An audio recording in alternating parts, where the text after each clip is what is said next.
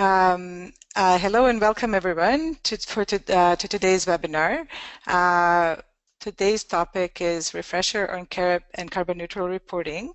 Again, for those that just joined us, my name is Sonia Dodig and I'm here with my colleague Jim Vanderwall from the Fraser Basin Council. Today's webinar is hosted by the BC Climate Action Toolkit, and the toolkit is, the Toolkit, BC Climate Action Toolkit, is a program that is being delivered through a partnership of Fraser Basin Council and the Green Communities Committee with representatives from the province and the Union of British Columbian municipalities. BC Climate Action Toolkit supports local governments in their climate action and also in their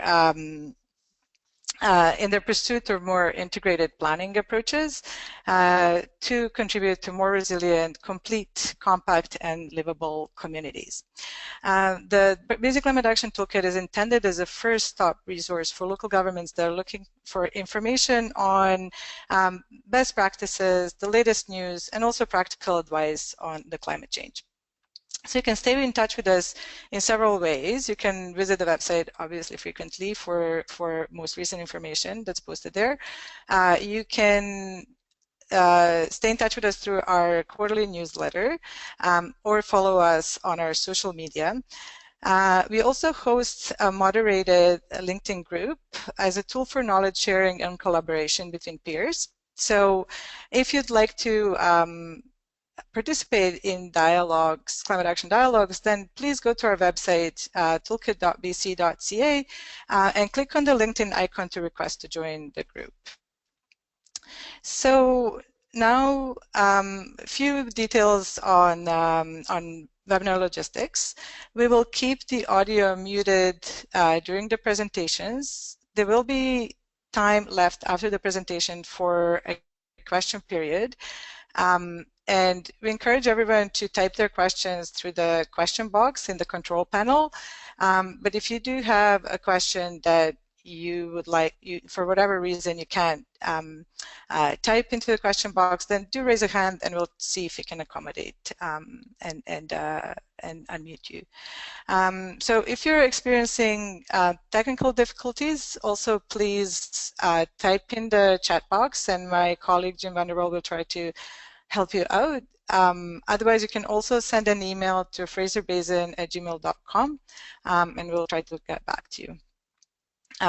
There are several documents that are uploaded in the GoTo platform for you to download, and they'll be referenced throughout the presentations. So they can be downloaded in GoToWebinar control panel. There is a section that's called handouts, and you'll see 5 handouts there that can be downloaded. All of those documents are also available at the BC Climate Action Toolkit website under Carbon Neutral Local Government. So now we're going to move on to today's webinar topic. Today's webinar is being delivered in 2 parts. The first part is Introduction to CARIP Program and Reporting. And it will last approximately half an hour, including Q&A period. So our speakers for the first session will be Megan Messenger and Narissa Chadwick. But before we switch to Narissa, I would like to launch a short poll just to get a feel of who's with us here today. So if you wouldn't mind, please take a few seconds to answer those few questions, answer this poll question, and then we'll share it with everyone.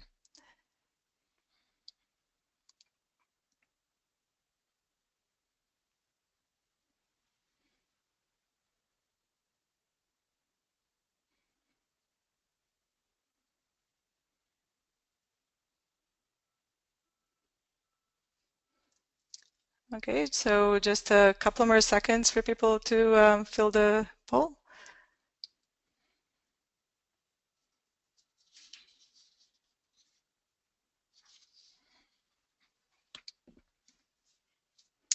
Okay. So as you can see, majority of people today that joined us are from the medium community size, although it seems fairly close in representation from rural and large communities. Thanks a lot to everyone for participating in this poll. It's really nice to see who we have in the audience.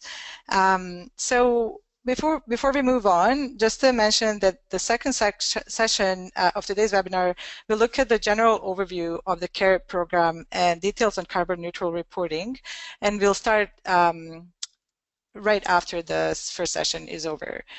So you're welcome to stay for the session one or for both sessions. So now I will switch to our first presenter, which is Narissa Chadwick, Senior Planner with the Ministry of Community, Sport and Cultural Development. So bear with us for a moment while we make this transition.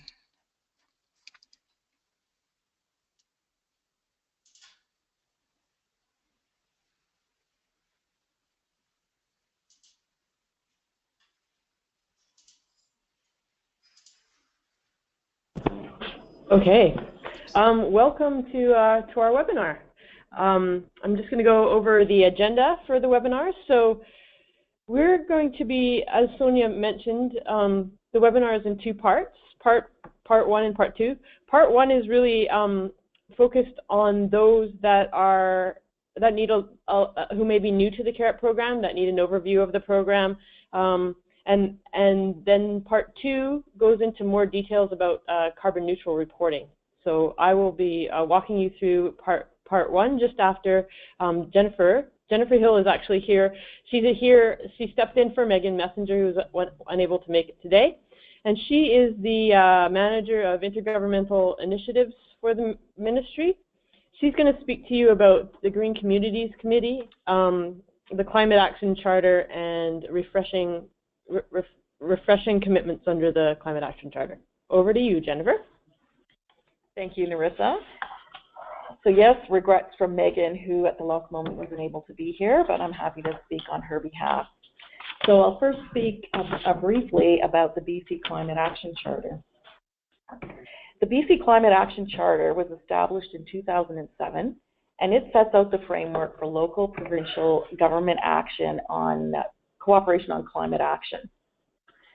The Charter is a voluntary agreement that reflects the shared commitment of the province, UBCM, and local government signatories to take action on climate change. When local governments sign the Charter, they have been able to demonstrate strong leadership and send a signal that they're serious about being leaders on the climate change front. To date, we have 187 of BC local governments that have voluntarily signed onto the Charter. That's 98% of BC local governments. The Charter commits local governments to three goals: becoming carbon neutral in their corporate operations, measuring and reporting on community GHG emissions, and building complete, compact, and energy-efficient communities. The Charter also establishes the Green Communities Committee, and that committee was mandated to support local governments in meeting their Climate Action Charter commitments. So let me say a few words about the Green Communities Committee. The Green Communities Committee is a joint provincial UBCM executive staff committee. The committee is comprised of 4 members, 2 from UBCM and 2 from the province. The UBCM members include Gary McIsaac, who's the executive director of UBCM, and Glenn Brown, who's the general manager of UBCM's Victoria office. In addition, there are 2 members from the province, the Assistant Deputy Minister of the Local Government Division, Tara Faganello, and Megan Messenger, the Executive Director of Intergovernmental Relations and Planning Branch of the Local Government Division of the Ministry. The work of the GCC involves supporting local governments to meet their charter commitments. Some of the key accomplishments implemented by the GCC over the years include creating and maintaining the BC Climate Action Toolkit website, your host for the day. And you've met Sonia from the Fraser Basin Council, who's moderating the webinar today. Sonia is the BC Climate Action's Toolkit content manager.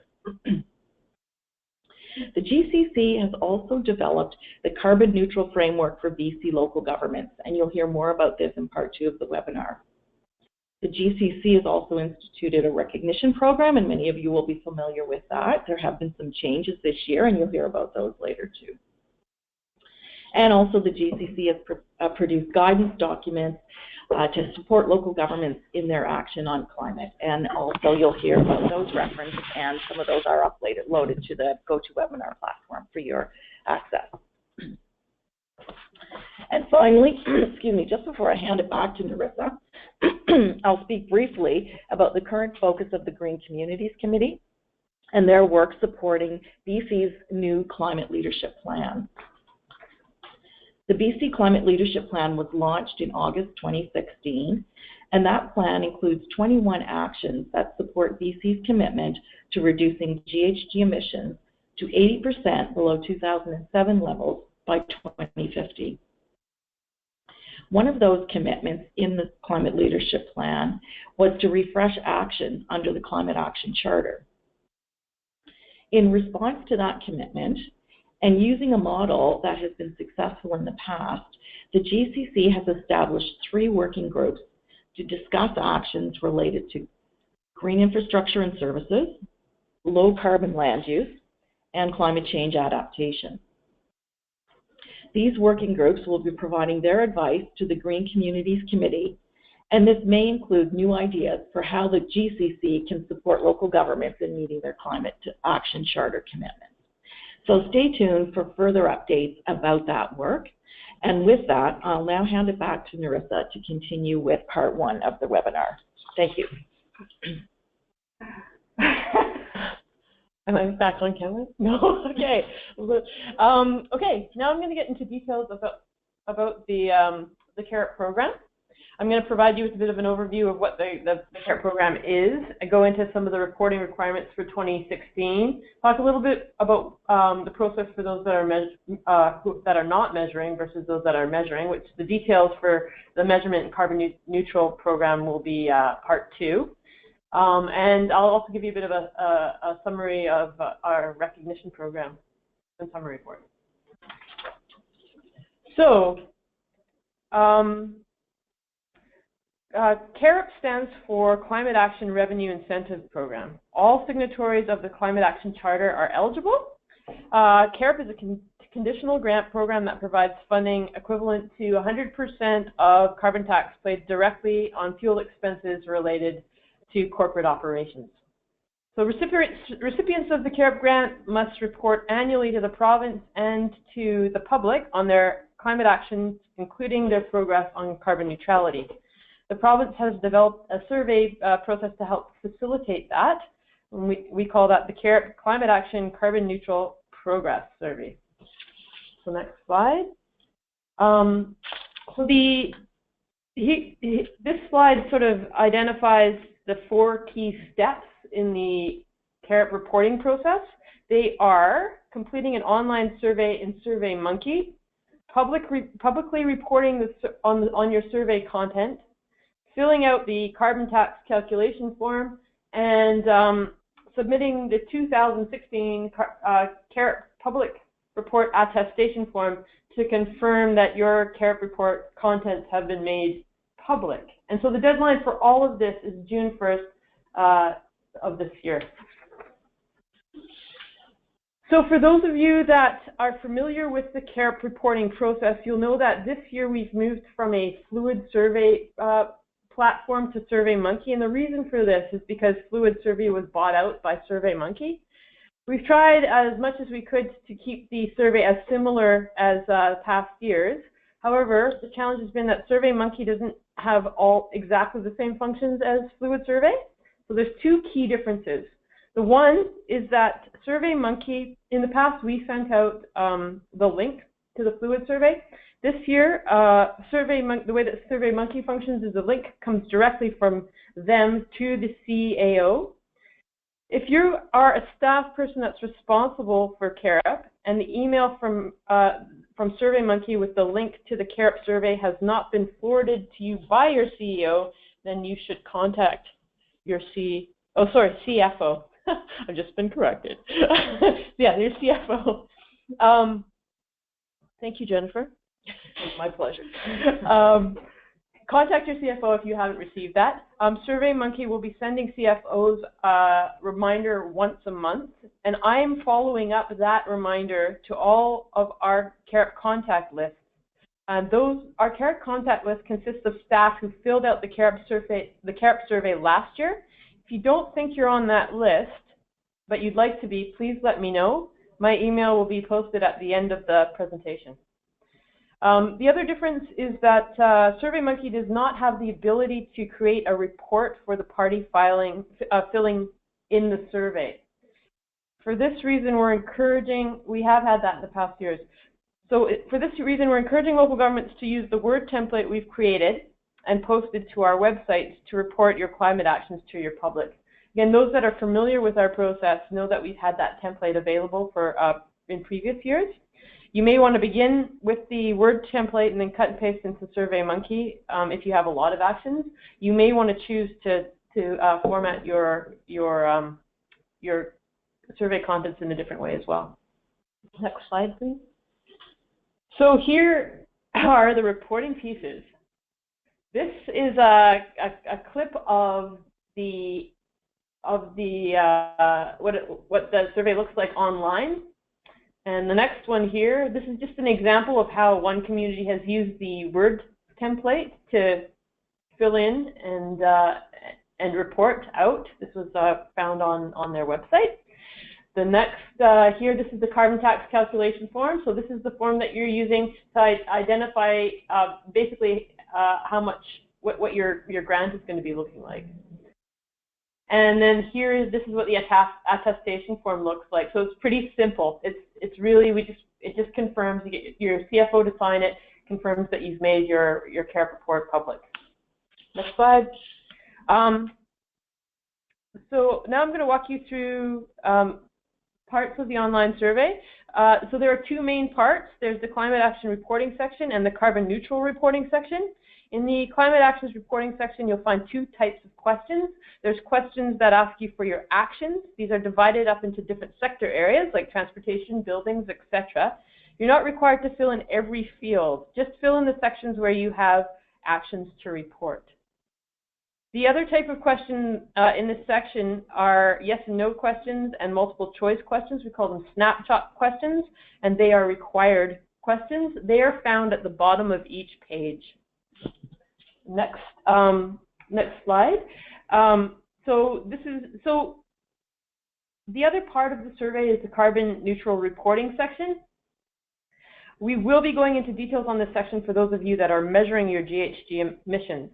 For those of you that are not yet measuring your GHG emissions, you really have two steps in this section. The first is to answer no to the question, did you measure your local government corporate GHG emissions in 2016? Oh, yes. Oh, what's going on here? Yes, actually, you're supposed to not do what we've identified there and answer no. And then towards the end of that section, there's the section that asks you to identify what level you think you are in, and that the level that you would be in if you're not measuring is demonstrating progress on charter commitments. Now that's assuming that you've actually identified some actions, an action, or in some of the other sections. Next, I just wanted to draw your attention to this section of the survey. So this is actually part of the end of the actions part. We put this one here because we want to encourage you to provide us with details on projects that you would like to be shared with other local governments, so ones that you're proud of. And we use this information to develop success stories for the Climate Actions Toolkit, and also they're featured in our summary report. So here, the next slide here is a little look at our summary report, which is located, this is our summary report for 2015. We've got summary reports for the past 6 years. They're all on our website. This one is the prettiest one because we've sort of formatted it in a different way. Anyways, but they all got really good content in them from previous years. And you can see on the one side there, you know, this is where we sort of highlight case studies, and at the bottom there, that's some of the data that we've collected from some of those multiple choice questions. Anyways, we aim to have the final draft together by the end of July, so that we can effectively have it ready to present at the UBCM conference in September. So it's very critical that we have all the CARIP reports in by June 1st.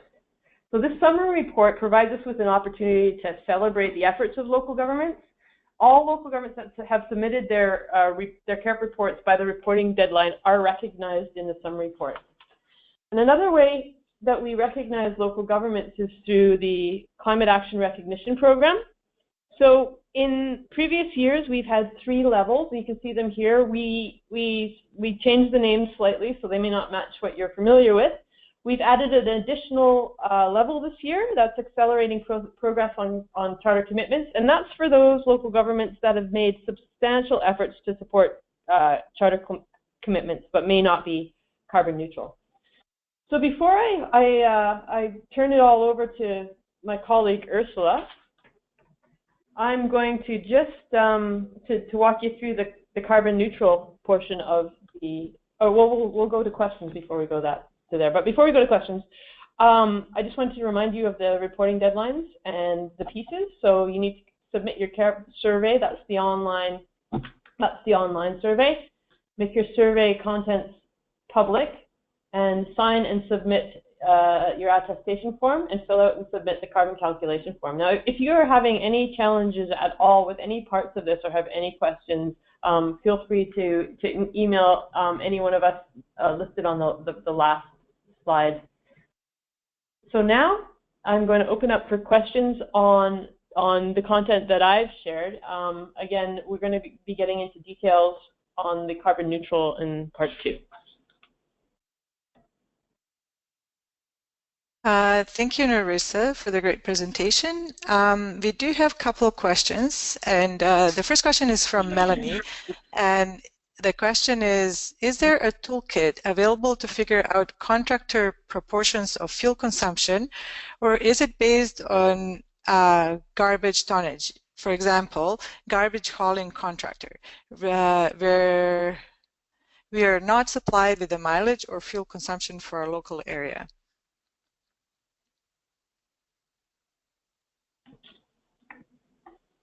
Are you asking if there's a way to estimate the contractor's emissions? So is there a toolkit available to figure out contractor proportions of fuel consumption, or is it based on garbage tonnage? So I would refer you to one of the documents on our website, and I don't have the name of it at hand, but it is related to estimating contracted emissions and how you determine that amount. I would also ask if there's any folks in the CAS room that have anything to add to that answer.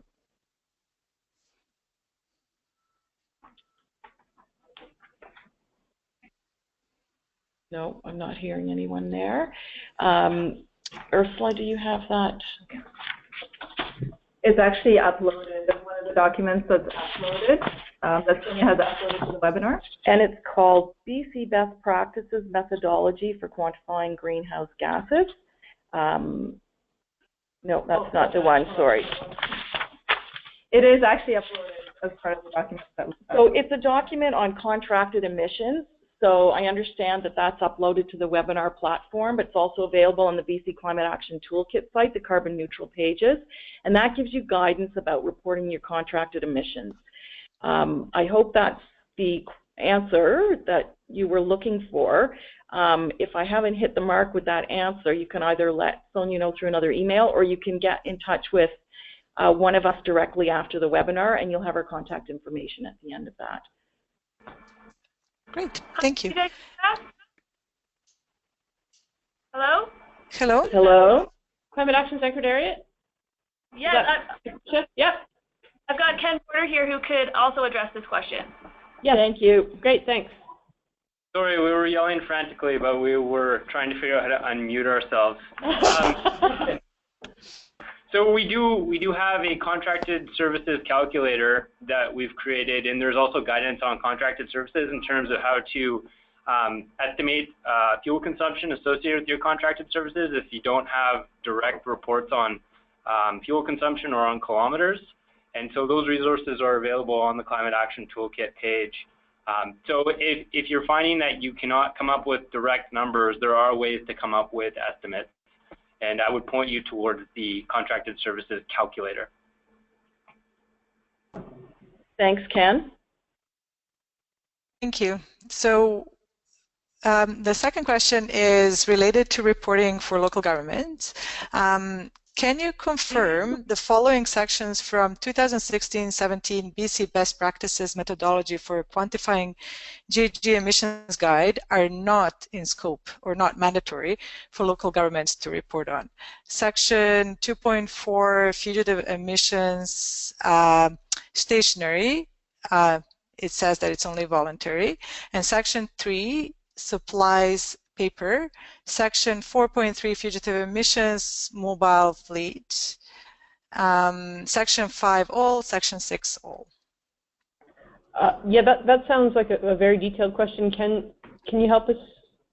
Yes, so I can start sort of and break it up into sections. So, well, I think Sonia, I don't need you to break it up into sections. I can quickly address it. So, paper is definitely out of scope. Travel is also out of scope. When it comes to fugitives, what we say is there's typically an administrative burden with tracking fugitives associated with stationary and mobile use. There is estimate techniques available in the BC Best Practices document, but we find that fugitives typically comprise less than 1% of the emissions associated with an inventory. So unless folks have a good handle on them, which is difficult to get a good handle on them, you do not need to report on the fugitives as well. And then I think Section 6 was also mentioned, which is there's a series of emission factors there associated with our community energy and emissions inventory for things like agriculture, enteric fermentation, and that is definitely out of scope for local governments. So when you're looking at the BC Best Practices methodology, the sections that would pertain most to you would be for stationary consumption, fleet consumption, and I think that would be it. And it would be those that would exist amongst your traditional services. Okay, great. Thanks a lot. Thanks, Ken. So the next question is there any information regarding the option of working towards carbon neutrality, or now called accelerating progress on charter commitments? How long into the future is this option available, or is this a year-by-year decision? So the decision about making progress towards carbon neutrality, more generally speaking, the GCC decided in 2014 that they would continue to allow that status to exist, and that they would still see that if local governments were making progress towards carbon neutrality, they would still see that as local governments meeting the spirit of the Carbon Neutral Charter. We have recently introduced a new level to the Climate Action Recognition Program, and you'll hear a bit more about that in part 2 of the webinar. That's called Accelerating Progress Towards Carbon Neutrality. And so this was in an attempt to recognize those local governments that are measuring, but also doing more than measuring their emissions, that they were making significant investments in projects to try and reduce their corporate GHG emissions, but they weren't able to reach carbon neutrality. So that was a decision that was approved by the GCC, and that category is not the same status as reviewing the making progress towards. That's something that we expect will continue on until there is a need to revisit those levels. And just so you know, there was interest expressed by local governments to make a change to that recognition program. So the GCC responded to that interest by revisiting the levels of the recognition program. Okay. Thank you, Jennifer. I think that's all the time that we had for the questions for the part 1 of the webinar. There were quite a few questions, and what we will do is we'll forward those questions to our presenters, and then they will try to answer them, and we'll send that in a follow-up email for everyone. Okay, thank you very much for joining us for the first part of the webinar. I would like to welcome those, sorry, I'll just start my camera so you can see who you're speaking to. So I'd like to welcome those that just joined us for the second part of the refresher and carbon neutral reporting. And I'll start my slideshow here. Thank you. So my name is Sonia Dodig, and I'm here with my colleague Jim van der Wal from the Fraser Basin Council, one of the partners in delivering the BC Climate Action Toolkit program. So we are our hosts for today's webinar, and BC Climate Action Toolkit is a program that's delivered through a partnership between the Fraser Basin Council and the Green Communities Committee. And that is that has representatives from both the province and the Union of British Columbia Municipalities. So BC Climate Action Toolkit is there to support local governments in their climate action projects, and also in their pursuit of more integrated approaches to planning, which then lead to or contribute to more resilient, complete, compact, and livable communities. BC Climate Action Toolkit is intended as a first stop for local governments that are looking for information on the latest information, the best practices, but also practical advice on climate change. So we can be accessed in different ways. You can frequently visit our website at toolkit.bc.ca and see what's new. You can stay in touch with us through our newsletter. We have quarterly news that we send out to our subscribers. You can stay in touch with us through social media. And we also host a LinkedIn group, which is a moderated group, and the use of it is for knowledge sharing and collaboration between peers. So if you would like to join in discussion with your peers, please go to our website, to the toolkit.bc.ca, and there's a LinkedIn icon on the homepage that you can click on and request to join this group. So now we'll just cover a few technical details before we move on. So we are keeping audio muted during the presentations. There will be, like in part one, there will be a part of the amount of time that we'll leave for a Q&A period after the presentations. The best way to ask question is to type it into the question box, and we can read it and respond to it. And if for whatever reasons you're experiencing a difficulty or a question is complicated and you prefer to ask it, then please raise a hand and we'll see if we can accommodate that. If you're experiencing technical difficulties, you can also type into the question box, or you can also send us an email at fraserbasin@gmail.com, and we'll try to help you with resolve those issues. So there are several handouts that we have uploaded in the GoToWebinar control panel that can be downloaded. There's a section that's called handouts, and you'll see 5 handouts there. You can download all those documents either here, or they're also available on the Climate Action Toolkit website. These documents will be referenced in the upcoming presentation, so you may want to have them at hand. Sorry.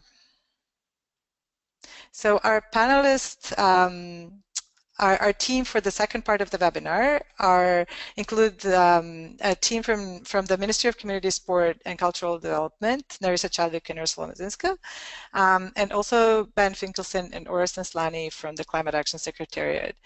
The topic of the second webinar is a general overview of the CARIP program and details on carbon neutral reporting.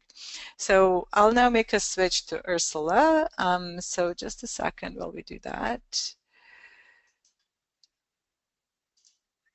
Thank you.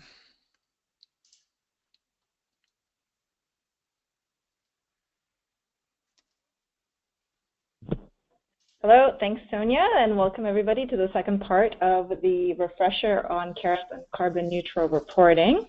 For those of you who are just joining us, in part one we focus on the CARIP survey and the reporting requirements.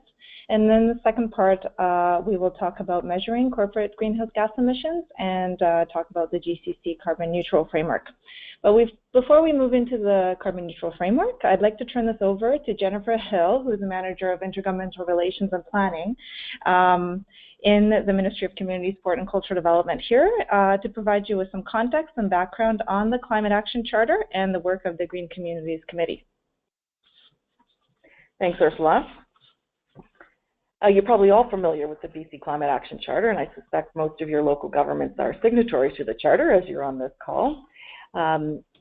So just a bit of a history recap. The BC Climate Action Charter was established in 2007, and it sets out the framework for local provincial cooperation on climate action. The Charter is a voluntary agreement, and it reflects the shared commitment of the province, UBCM, and local government signatories to taking action on climate change. By signing the Charter, local governments have been able to demonstrate strong leadership and send a signal that they're serious about being leaders on the climate change front. To date, we have 187 local governments that have signed the Climate Action Charter, and that's 98% of local governments in BC. The Charter commits local governments to 3 goals: being carbon neutral in their corporate operations, measuring and reporting on community GHG emissions, and building complete, compact, energy-efficient communities. The Charter also establishes the Green Communities Committee to support local governments in meeting their Climate Action Charter commitments. So the Green Communities Committee is a joint provincial UBCM executive staff committee. It's comprised of 4 members, 2 from UBCM and 2 from the province. The members from UBCM include Gary McIsaac, the Executive Director of UBCM, Glenn Brown, the General Manager of UBCM's Victoria office. And 2 members from the province include the Assistant Deputy Minister of the Local Government Division of the Ministry, and that is Tara Faganello, and Megan Messenger, the Executive Director of Intergovernmental Relations and Planning Branch in the Ministry. And for those joining for part 2, Megan was unfortunately able to join us at the last minute, so I'm just stepping in for her on this part of the presentation.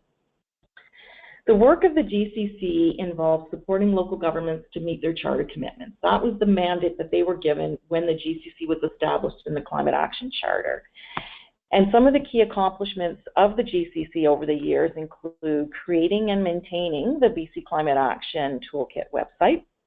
And Sonia Dodik, who is the moderator of the webinar today, is the BC Climate Action Toolkit content manager. The GCC also developed the Carbon Neutral Framework for BC local governments, and you'll hear more about that in Ursula's presentation coming up. The GCC has put together the recognition program, and as you heard, there's a new level introduced this year, and that will be explained in a bit more detail also later.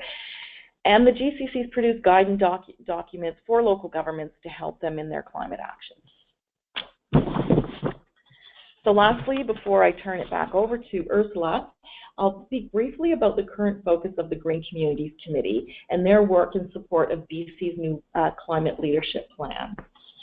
The BC Climate Leadership Plan was launched in August 2016. The plan includes 21 climate actions that support BC's commitment to reducing GHG emissions to 80% below 2007 levels by the year 2050. One of those commitments under the Climate Leadership Plan was to refresh actions under the Climate Action Charter. So in response to that commitment, and using a model that has been successful in the past, the GCC has established 3 working groups to discuss actions in 3 areas. And those 3 areas are green infrastructure and services, low carbon land use, and climate change adaptation. These working groups will be providing their advice to the GCC, and this may include new ideas for how the GCC can further support local governments in meeting their charter commitments. So stay tuned for more information about that work. And with that, I'll hand it back to Ursula to continue with the rest of the webinar presentation. Okay, awesome. Thanks very much, Jennifer. So this is the agenda for the rest of the session. As Jennifer mentioned, the mandate of the GCC is to develop tools and resources for local governments to meet their charter commitments. And one way in which the GCC has met this commitment was with the development of the GCC Carbon Neutral Framework for local governments. So we will review the Carbon Neutral Framework in the presentation. You see on the screen as well that we have a Smart Tool update. So while a few of us are in this room here, we also have the staff from the Climate Action Secretariat online. Here you've heard Ken earlier. And I'll turn it over to them to provide you with an update on Smart Tool for those of you who are using this to measure your emissions. We'll also touch on the CARIP Survey reporting requirements that are due on by June 1st, as Narissa had mentioned earlier, but with a specific focus on filling out the survey if you are measuring your greenhouse gas emissions. And then we'll finish off with the recognition program, and hopefully we'll have time for Q&As. Yeah. So what is carbon neutrality? I'll start with that. The concept of carbon neutrality is a designation that typically applies to organizations. And there are two principles that I'd like to mention because we'll be referring to them throughout the presentation. Being carbon neutral means that for every ton of greenhouse gas emissions generated by an organization, 1 ton of GHGs is reduced so that overall there is a net zero number of GHG emissions emitted into the atmosphere. The second principle of carbon neutrality is that the GHGs produced by an organization must be negated or balanced by a reduction in emissions from somewhere outside of the organization that is producing the emissions. And the workbook produced by the GCC speaks to this further, and for those of you who hadn't had a chance to look at it, I encourage you to take a look. It's noted at the bottom of the screen, and it's also been uploaded into the webinar, so you can access it through the links that Sonia had uploaded. The workbook specifically talks about what services make up the local government corporate carbon footprint, or the carbon neutral boundary. And a carbon neutral boundary is a boundary that is drawn around a group of activities or services that emit carbon. And for local governments, the boundary is drawn around a set of services called traditional services that are delivered by a local government through its corporate operations. GHGs will be emitted when a local government delivers the traditional services, and these make up the local government's carbon footprint. And to be carbon neutral, a local government must find a way to first reduce the corporate emissions and then balance off the rest of the remaining GHGs somewhere outside of the local government's carbon neutral boundary. So with these principles in mind, let's look at the four-step carbon neutral framework. So the GCC Carbon Neutral Framework is modeled on international carbon protocols, but is designed specifically for local governments as a common approach to carbon neutrality. And the framework ensures that the approach to becoming carbon neutral is credible and GHG reductions are measurable, reflecting real GHG reductions. And there are 4 steps that are involved in the framework.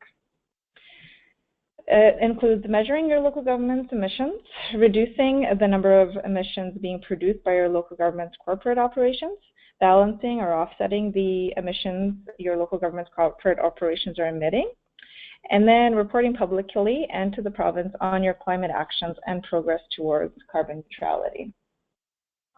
I'll just quickly zoom into each one of these components. So step 1 is to measure your corporate GHG emissions to know how many tons of emissions you're producing and where your emissions are coming from. So as mentioned before, any emissions related to the operation and maintenance of traditional services are included in a local government's GHG footprint.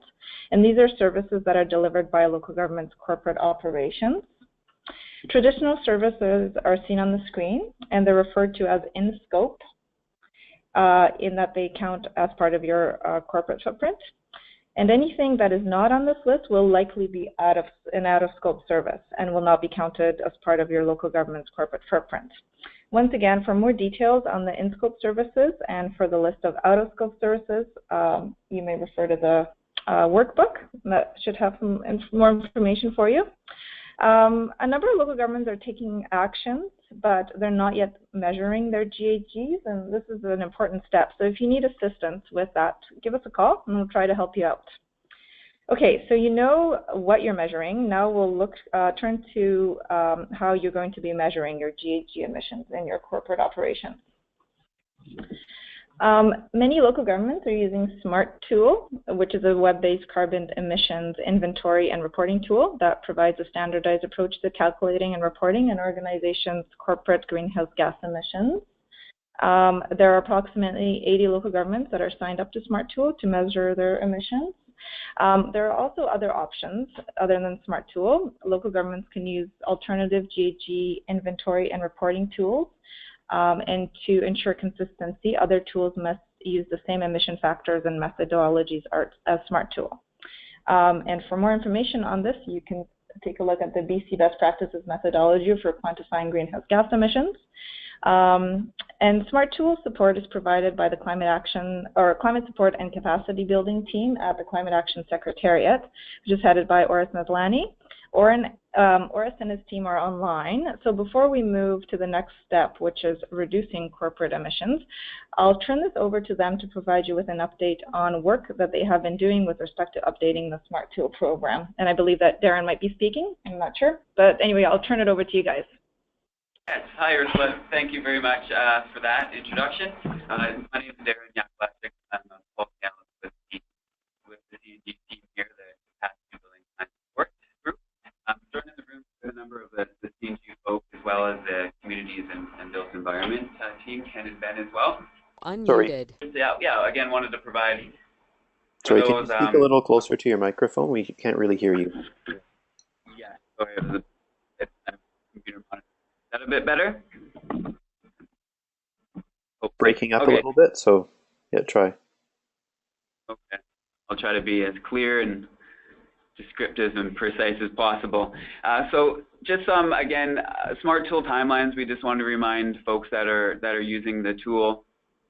Currently, this date again applies for the CARIP program, but so SMART tool, there's a deadline of June 1st, 2017. So data entered for 2016 reporting year must be in by June 1st to avoid any any changes to your data for that year. So if you miss that deadline and things need to be adjusted, they would be reflected for the following year. So important to get things into the SMART tool system by then. For users of SMART tool, there's also a subset that is using electronic data exchange. So this is a tool to capture Fortis BC natural gas as well as BC hydroelectricity data.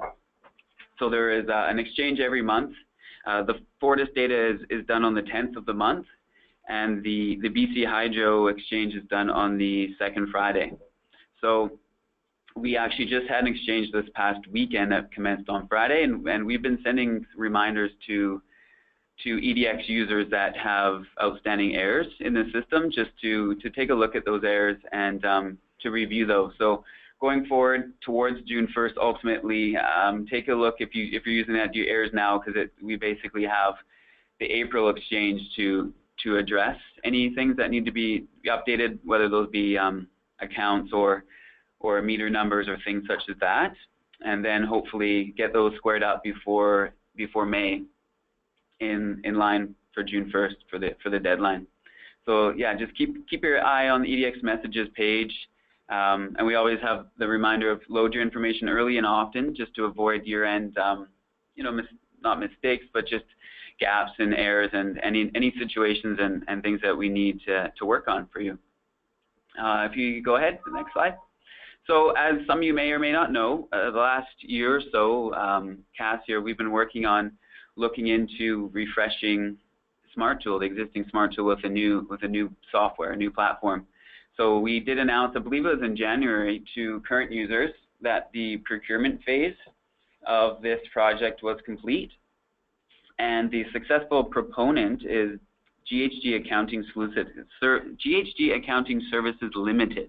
So they'll be helping us implement software that's developed by ThinkStep, and that's called SOFI, so SOFI Enterprise.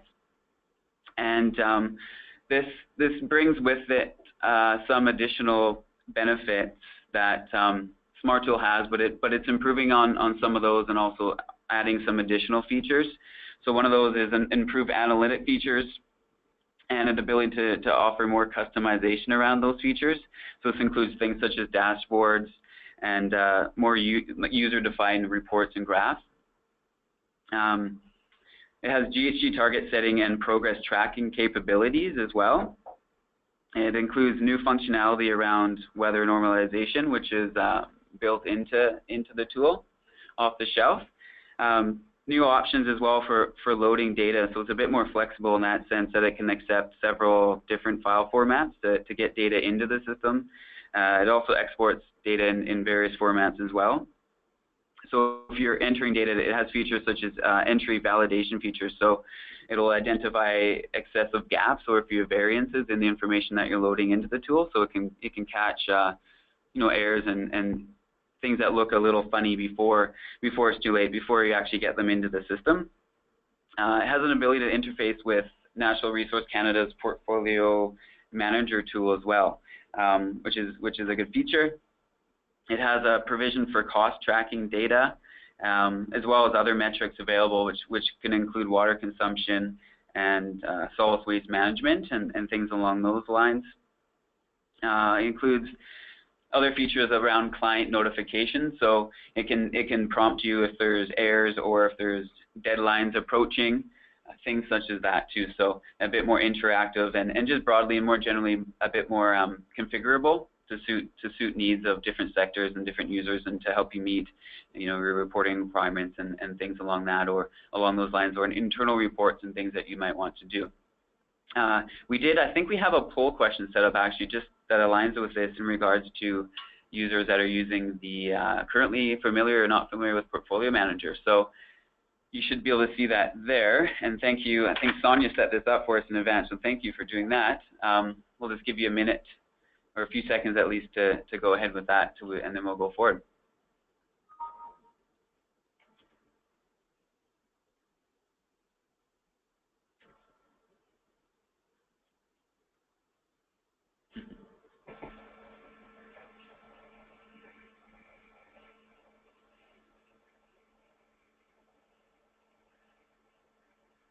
There we go. Okay. So so this tool tracks your building energy data. We'll probably, as we go forward with the implementation and configuration, we'll do a bit more, provide more information on that system going forward, and that's great to get that feedback for us. Thank you very much for that. We can go ahead to the next slide now.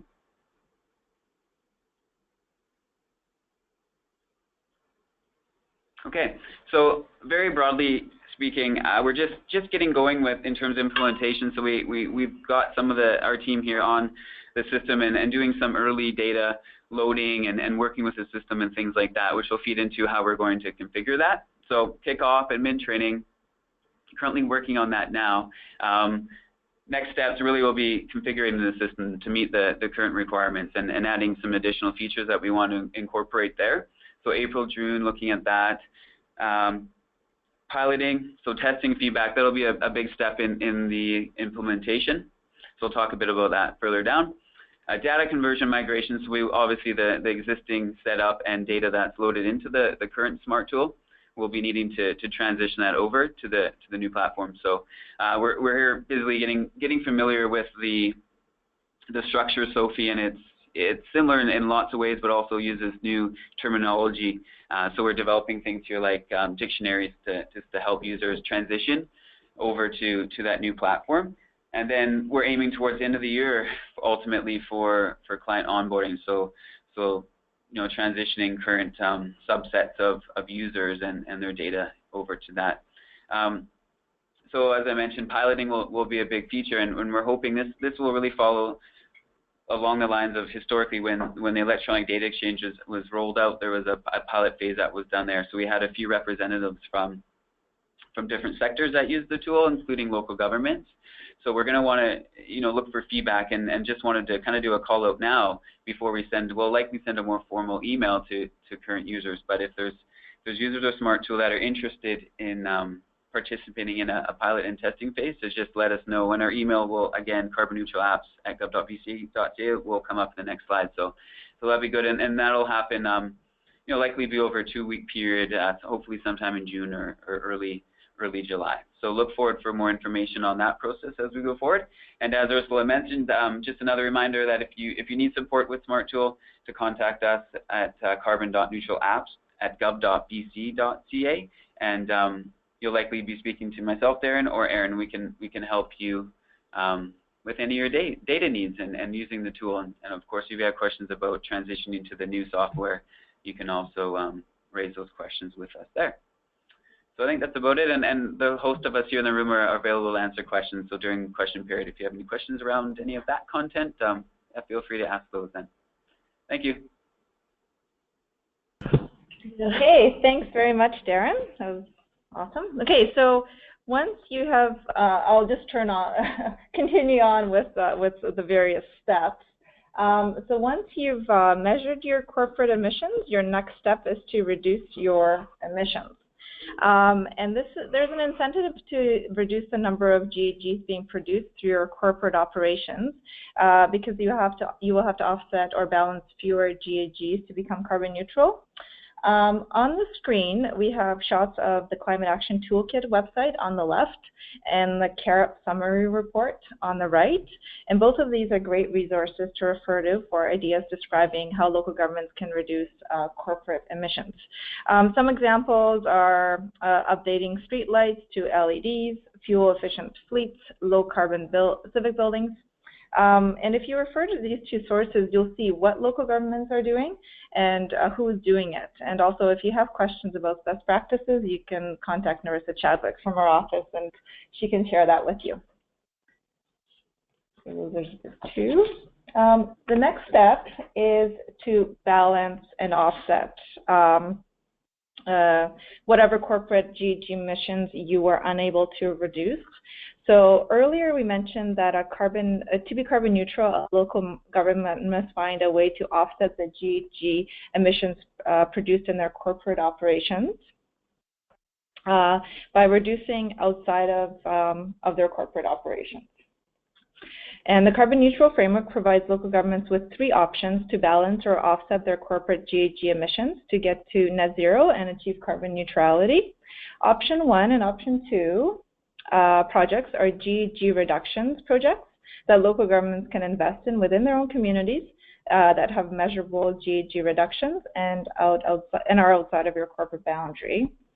While these are not true offsets, like the kind you would purchase from a credible offset provider, they are credible emission reductions that provide a mechanism to enable local governments to get closer to or achieve carbon neutrality. Under Option 1, this is within your community. Under Option 1, the GCC has already done some upfront work to ensure the projects are credible and result in measurable GHG reductions. The GCC has identified and prepared project profiles and calculators for 5 types of community GHG emission reduction projects, and the 5 projects are noted on your screen. And then Option 2 recognizes that local governments will have additional ideas beyond the Option 1 for measurable emission reductions projects that could be undertaken outside their corporate emissions boundary. But investing in an Option 2 project requires some additional work, such as engaging with a third party who reviews and validates the project plan, determines compliance with eligibility requirements, and verifies that the actions took place and that the GHGs reported are accurate.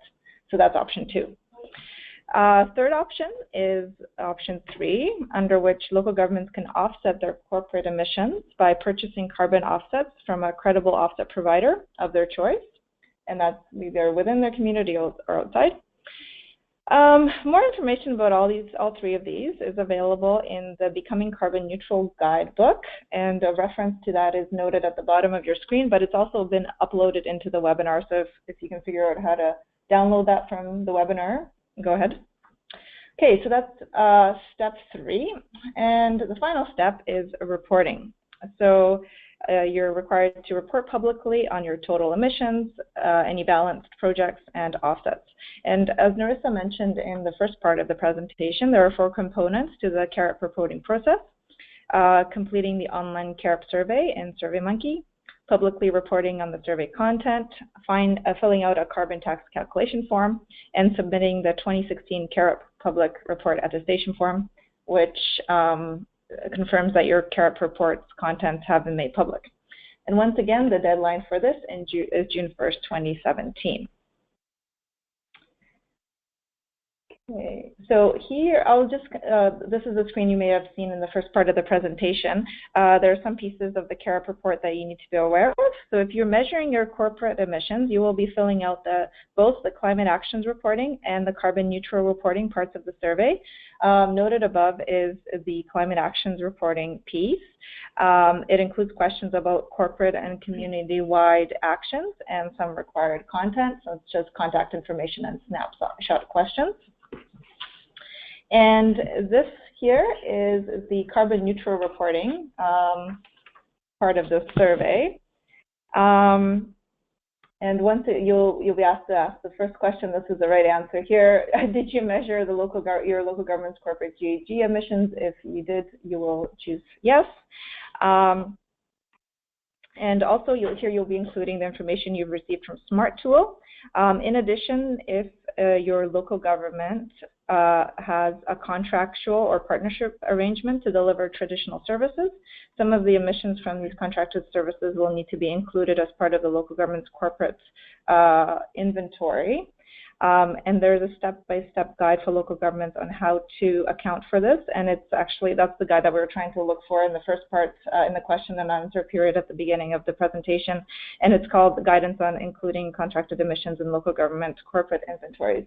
That's also noted at the bottom of your screen, or you can download it from the webinar that Sonia has uploaded. You will, I think it starts here, yeah, under total here.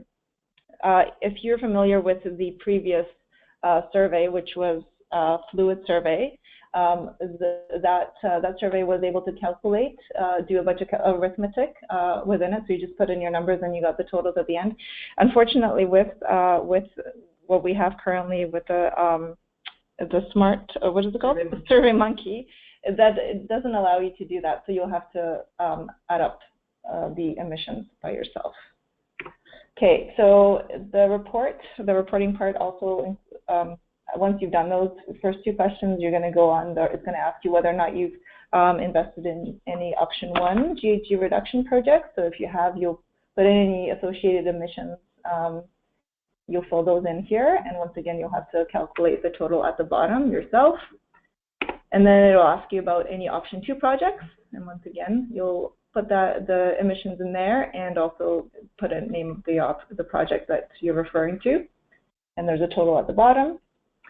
And if you've purchased any offsets from a credible offset provider, once again, you'll include the name of the provider and any offsets that you were able to purchase and include a total at the bottom. And then finally, this, once again, as I mentioned, you'll have to add up and subtract the totals yourself and then include them in this part of the survey. And if you're at 0 or less, then you're carbon neutral. Okay, so that's the reporting piece. Before we open it up to questions, I just want to mention the recognition program.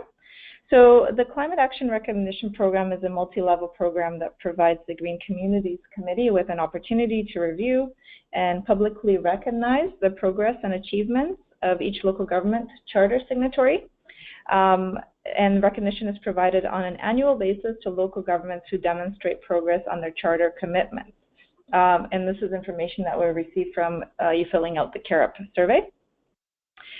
Since the establishment of the recognition program in 2012, there have been 3 recognition categories. So they, as Narissa mentioned when she was talking about this last time, we had the progress and charter commitments, measurement, and achievement of carbon neutrality categories. This year, the GCC has revised the recognition names and has added a new level category called Accelerating Progress and Charter Commitments. For those individuals who are measuring their GHG emissions, but also taking significant additional climate actions like investing in option 1 or 2 projects or establishing climate reserve funds. So this level is kind of zooming in on those local governments, and so they're doing all the stuff that they haven't yet achieved carbon neutrality. So there is a GCC communique that came out on this, and if you're interested in reading up more about it, it's available on the Climate Action Toolkit website, and there's also a link at the bottom of the screen to the communique. Or if you'd like to just send us an email and we'll send it to you. Okay, another way to be recognized is to be featured in the CARIP summary report. So you may have seen this during Narissa's presentation. This is last year's, the front page of last year's summary report. And some of the highlights from the report, from the carbon neutral piece, last year 174 local governments filled out a CARIP survey report. Out of those, 146 were measuring their corporate GHG emissions, and 54 local governments were carbon neutral. So that's pretty interesting. Okay, and this is a link to some of the resources that we mentioned throughout the presentation. And these are all of us. So if you have any questions, you can send us an email, and we'll be happy to hopefully answer them. I think I'll turn it over to Sonia for questions. Once again, June 1st is the deadline. So. Thank you very much to all the presenters. We do have a couple questions, and I will start with this one. So we have not used Smart Tool in the past and managed well with spreadsheet tool. Is there a benefit to the new tool? Cost to implement and yearly fee? Hello. Yeah, Darren here at CAS. Yeah, so if in regard to the new tool, the replacement tool for the current Smart tool, there would be benefits that I kind of went over earlier in terms of you could have a system to track your information. It's going to report back to you. You could likely set benchmarks and targets and progress towards those targets for your inventory. It will be producing reports, PDF reports, Excel reports, different versions of exports that you could run for yourselves once your information's in the system, such as the carbon tax rebate form. The current costs for Smart Tool will apply right now, and we're also looking at reviewing some of the costs as we know a little bit more about the capabilities and some of the commitments that would be required to run the new tool. But for the first year costs currently for Smart Tool are $90. I believe it's based on a per ton. $1 a ton in the first year, and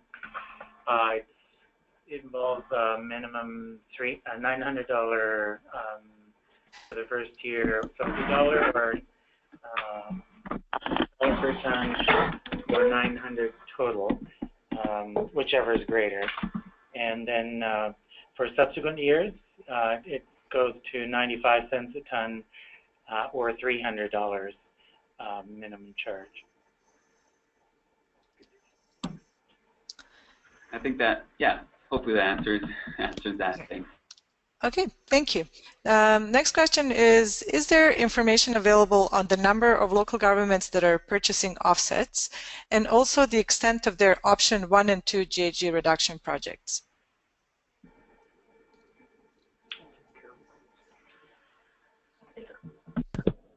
That information is available. We do have it. We don't have it currently in front of us, however. So we can follow up with that. Yeah, you can just send Ursula or I an email, and we can follow up. I think what we'll have to do is we'll gather all the questions, and then we'll try to send out a response on all of those after the webinar. But so thanks for the questions. We will note that, and we'll send that information back to you. Okay, thank you. Next question is, who do I contact to change the email contact information for the reminders regarding the survey? That would be me, Narissa Chadwick. So just pop me an email and I'll make sure that you are on the list for reminders. Okay, so this is, I think, a similar question to the previous one. Is there a comprehensive summary of all past and current projects, 1 and 2 balanced offset projects taken by all local governments?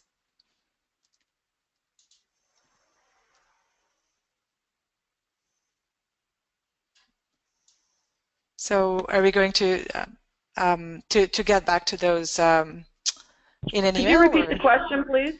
Sonia? Oh, sorry. So is there a comprehensive summary of all past and current option 1 and 2 balance offset projects taken by all local governments? We don't have it in that form. We have the data that's been collected over the years. The data that we have been typically putting on our website is a list of the climate actions undertaken in those years. Narissa, is that? Yes. Yeah. It's not specific to the offset projects. So, and there's also a request to repeat the SMART tool cost information because the sound was broken up.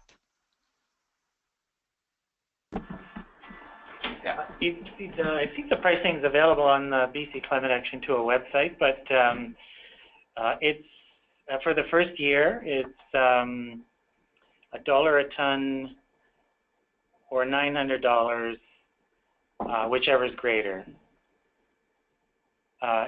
For the second and subsequent years, it's 95 cents a ton and $300, whichever is greater. Okay, thank you. So the next question is why the municipality is remunerated based only on tax calculation form?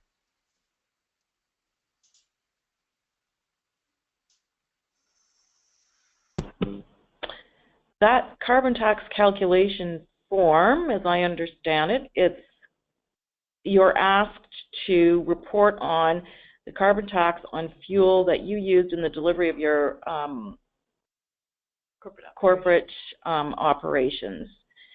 And that carbon tax is a grant back of the carbon tax paid directly by you in that.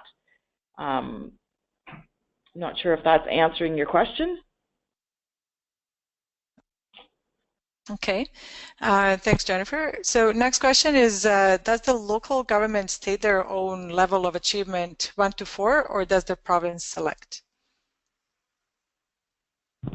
So in the survey, you're asked to choose which one you feel you're in, and then when we receive all the survey results, we review them and we do our own evaluation. Yeah, we do our own analysis as well. Okay. So usually what we found is that local governments underestimate the level. So we bump them up based on the information that they've received in they provided in the CARIP survey. Okay, thanks. Is there a specific description as to what would qualify for level 3 compared to level 2? Or do we qualify based on demonstrating we are taking actions to improve energy efficiency and decrease greenhouse gases?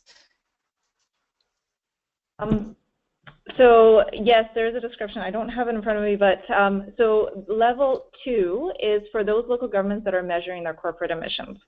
And level 3 is for those local governments that are measuring their corporate emissions and they've either invested in option 1 or 2 projects, or they've purchased offsets, or they have set up a carbon reserve fund. And I think there's another portion, but I can't quite remember what. Invested significant money in reductions, in GHG reductions that have not made them to arrive at carbon neutrality yet, but. Yes. So, and once again, we'll provide you with a summary of that in our follow-up to this webinar. Okay, so I think that's all the questions that we received today. If you do have any other questions, please, you can get to us in several ways. You can send us an email at info@toolkit.bc.ca, or you can also send emails. Sorry, Ursula, could you go back to your previous slide with all the contacts so people have the... Thank you. Thank you. So there's a list of today's speakers here, Narissa Chadwick, Jennifer Hill, and Ursula Mazinska with the Ministry of Community, Sport, and Cultural Development, and also Ben Finkelstein and Doris Naslani with the Climate Action Secretariat. So if, you have their contact info here, and you can also contact us at the info@toolkit.bc.ca or directly to me at s.ig@fraserbasin.bc.ca. Sorry, just before, there are actually two raised hands here, so I'll just unmute. It looks like we may have a few more questions before we end. Hi, Kelly. Can you speak so we can see if we can hear you?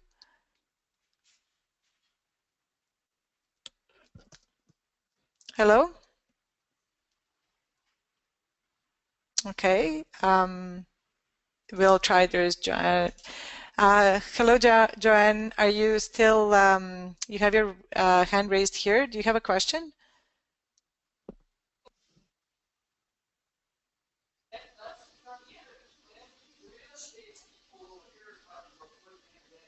Hello?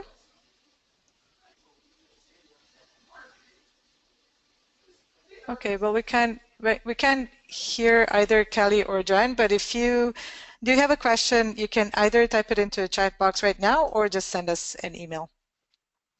And with that, we'll close the webinar. I just wanted to say big thanks to our guests for presenting and for making themselves available to answer questions.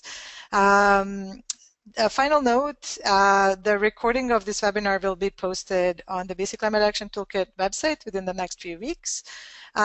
Also, all the documents that were referenced throughout the presentation can also be found on the BC Climate Action Toolkit website under Carbon Neutral Local Government page.